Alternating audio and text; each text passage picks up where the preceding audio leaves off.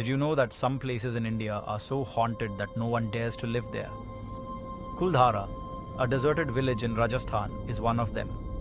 They say if you step into its ruins after sunset, you may never leave, at least not as yourself. I didn't believe the stories until I went there myself. And now I can never forget what followed me home. It was supposed to be an adventure. My friends and I were traveling through Rajasthan, eager to explore the infamous ghost village of Kuldhara. Abandoned for centuries, the place was said to be cursed by its former residents. They had vanished overnight, leaving nothing behind but ruins and whispers in the wind. The locals warned us, "Leave for dark." We weren't the only ones ignoring the warning. While walking through the ruins, we met a tourist from Texas, Ethan. He was traveling solo, fascinated by haunted places and legends. He laughed off the warnings and told us he'd spent nights in supposedly haunted locations before. "Ghosts don't scare me," he said, "but Kuldhara isn't just haunted, it's cursed." And Ethan, he never should have come. As the sun began to set, the air in Kuldhara grew heavy, almost suffocating. The ruins seemed to stretch endlessly, shadows twisting unnaturally in the fading light. That's when we heard it, footsteps behind us. At first we thought it was Ethan, but when we turned, he was right beside us, staring into the darkness. The sound of footsteps continued. Then we saw the stairs, a narrow stone staircase leading underground, hidden between two ruins. It wasn't marked on any map. There were no signs that it had ever existed. Something about it felt wrong, but something else, something unseen, pulled us toward it. I bet this leads to something crazy," Ethan grinned. "Let's check it out." One by one, we descended, the air growing colder with every step. The deeper we went, the less the outside world seemed to exist. My flashlight flickered. The walls were covered in strange symbols, ancient inscriptions warning of something unspeakable.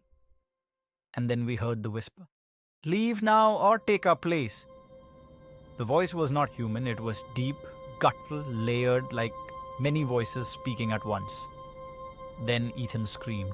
We turned to see him frozen, his face pale, staring at something in the darkness. His shadow, it wasn't right. It stretched unnaturally, moving when he didn't. Then, suddenly the stairs behind us disappeared. Panic surged through me.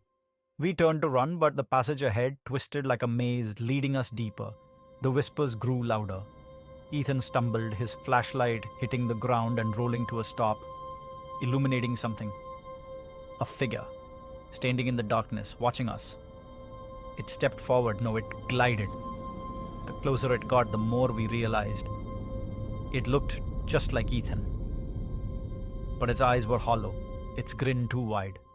It whispered something we couldn't understand, its voice like the wind scraping against stone. Ethan's real shadow stretched towards the figure, merging with it. He gasped, clutching his throat, his body jerking violently as if something was pulling him from the inside.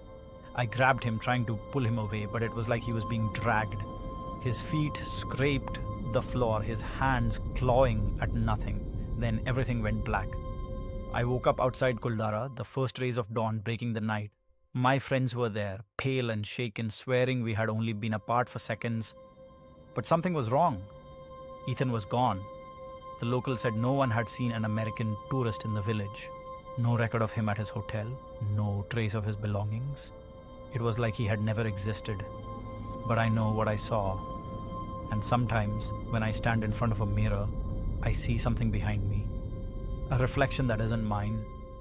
A shape shifting, stretching, whispering in a voice that sounds almost like Ethan's. We left Kuldhara that morning, never speaking of what happened. But sometimes when I'm alone, I hear the whisper again. My shadow flickers when it shouldn't.